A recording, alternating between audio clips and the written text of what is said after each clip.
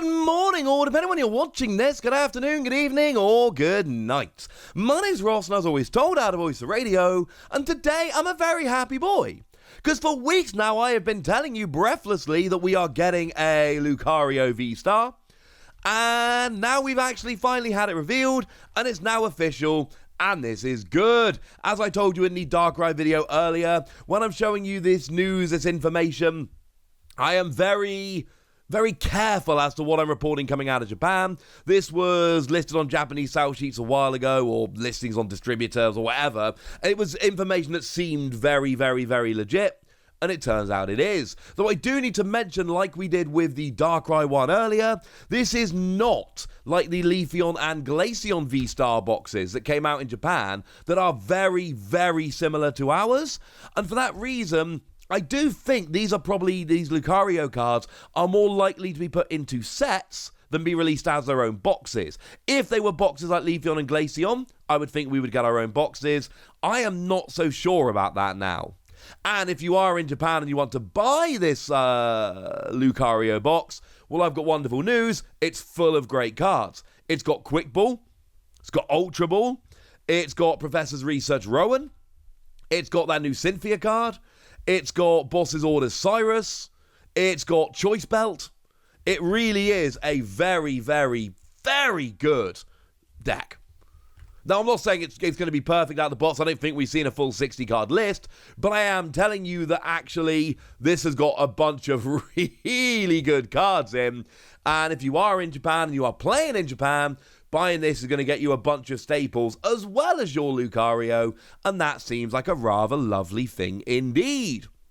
But is Lucario actually any good? And as a side note, we're not just talking Lucario here. We will also be talking about a new item card that looks really good. Like properly good, if we can get it working.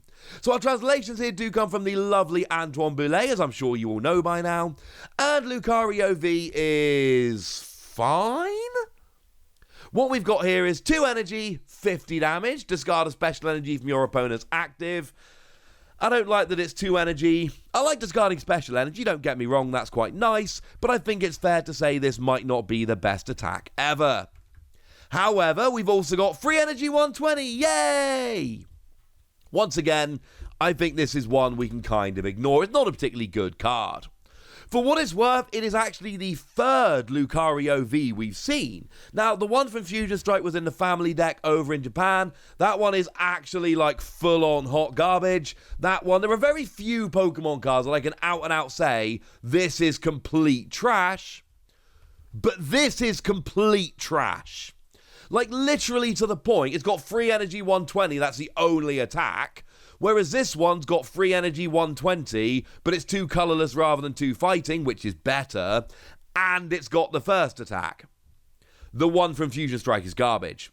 The best one, however, is not this new one. The best one is the one that came around in Champion's Path.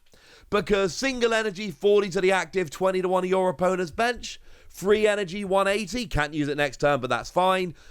It is very much the one from Champion's Path. Now, do bear in mind, this is going to rotate out at the end of this season, August, September 2022. So this is Regulation Mark D, whereas the one from Fusion Strike is Regulation Mark E, and this new one's Regulation Mark F.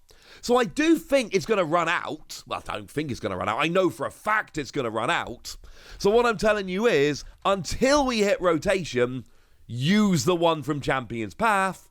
When we hit rotation, sorry, ladies and gentlemen, you are going to be forced to use the one from... not from Fusion Strike, all right? This new one. Let's be clear. But it's a V-Star we're really worried about here. What does the V-Star actually do? Well, for a fighting double colourless, you deal 120 damage, and if your opponent's active Pokemon is a Pokemon V, this attack does 120 more damage, bearing in mind that Pokemon V does include both V-Star and V-Max. Now, those are very different propositions.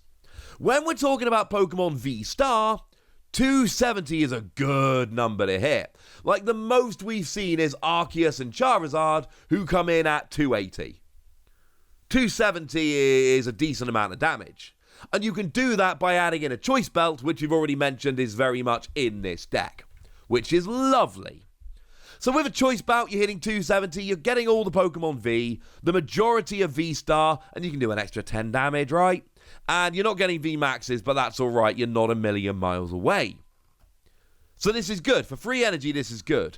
And bearing in mind, over time, VMAX are going to start rotating out and get less and less relevant, and V-Star are going to keep getting more and more relevant, so this is a card which is going to get better and better as we go. I suppose I should mention, I showed you that Sparkling Hawlucha there earlier today, which lets you do 30 more damage to VMAXs. So with a choice bout on Hawlucha, you will actually be doing 300 to VMAXs, which is still not quite enough, unfortunately, but it's a lot of damage.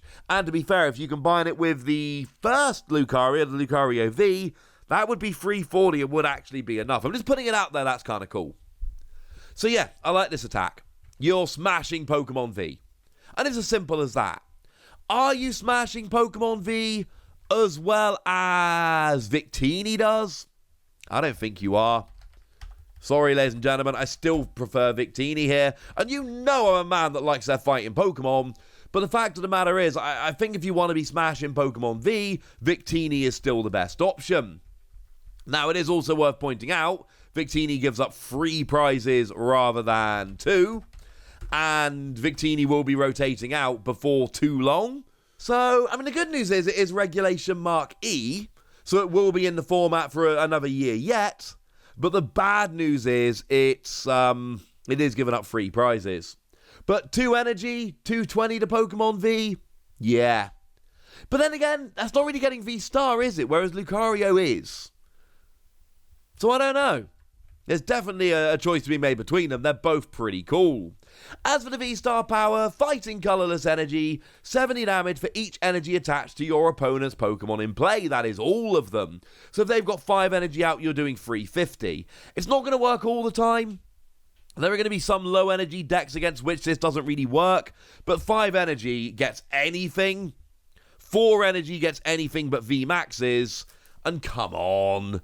How often, realistically, is your opponent not going to have enough energy on? And there will be games, but a lot of the time, you're going to have enough here. And it's 2 energy, 1 hit KO. That's what I'm looking for with V-Star power. Like, if I'm talking about a V-Star power that's an attack, what I really want to do is get a big 1 hit KO, preferably for low energy. That would be ideal. And that's what we've got here.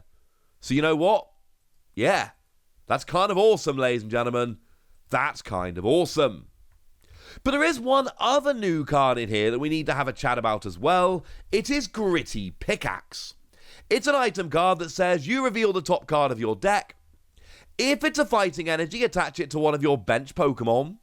If it is not a fighting energy, put it into your hand. Now, obviously this is really good for accelerating fighting energy, but let's not forget, speed decks are going to love this. Because speed decks, really what you want to do is play as simple a deck as you can, with as few cards as you can, and then as much draw as you can. So this just turns into 4 cards that you basically just immediately draw something else instead. Speed decks are going to love Gritty Pickaxe. They are legitimately going to play it, and it's going to be really, really good. As weird as that might sound. So yeah, you know what, ladies and gentlemen? This is cool. As for this, we need a way to manipulate the top card of our deck. It's kind of as simple as that. You need to be able to try and make sure that you have fighting energy on top of your deck. And we don't have any great options. I'm not saying we don't have any options. I'm saying we don't have any great options. Rotom Phone is the best among them. Look at the top 5 cards of your deck, choose one of them, shuffle the other cards back into your deck, then put the card you chose on top of your deck, and you can, as long as there's a fighting energy in the top 5 cards of your deck, then you can put it there. But now you're talking about a 2-card combo. And to be fair, it's 2 item cards and it gets you an extra energy attached to your Pokemon. That's not bad. But I do think it's fair to question how good this is going to be. The other option we've got, and I like this less, but it's Regulation Mark E, so we will have it for an extra year, is Expedition Uniform, which looks at the bottom 3 cards of your deck and puts them on top of your deck in any order. So again, if you can find a fighting energy in the bottom 3 cards of your deck, you'll be fine. I'm not loving it, ladies and gentlemen. I'm going to be perfectly honest with you here. I don't think either of these are great options. Essentially, they're relying on you to have 2 item cards in your hand, because it's not like you can just get it back later. You need to put the energy on top of your deck and then immediately play this new pickaxe card to actually go and do it. It's not ideal. I'm not saying it won't work, because it will work sometimes. And I'm not saying you shouldn't play this, because some people absolutely will play this.